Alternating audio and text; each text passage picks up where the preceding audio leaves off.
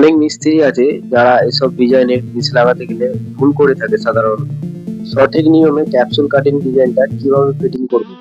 তো বন্ধুরা, যারা আমার চ্যানেলে এই প্রথমবার ভিডিওটি দেখছো, তো ভিডিওটি লাইক এবং চ্যানেল সাবস্ক্রাইব করে দেবেন। এটা হচ্ছে 90 ডিগ্রি অ্যাঙ্গেলে একটি কর্নার মাপ, আর এটা হচ্ছে সাইডটা 12 ইঞ্চি মাপ আছে।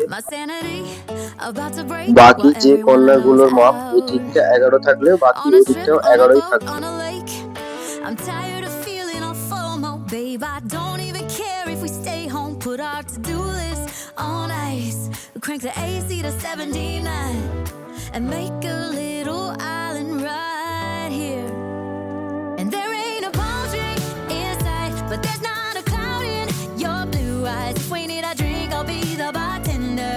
I got a fifth of Patron and a blender, baby. Slipping on a swimsuit is overrated. তো বন্ধুরা, ভিডিওর প্রথমে বলছিলাম যে ভুলটা অনেক মিস্ত্রিরা করে থাকে। এই যে দেখো গ্রুপটা দেওয়া আছে, এই গ্রুপটা হচ্ছে দেয়ালের সাইড দিয়ে, এই যে গ্যাপটা দেওয়ার কারণ হচ্ছে রং করলে সাইড দিয়ে দেয়ালের অনেক সময় ফাট ধরে, তো এই ফাটটা সাইড দিয়ে না দেখতে পাওয়া যায়, তো সেই কারণে এই গ্রুপটা দেওয়া।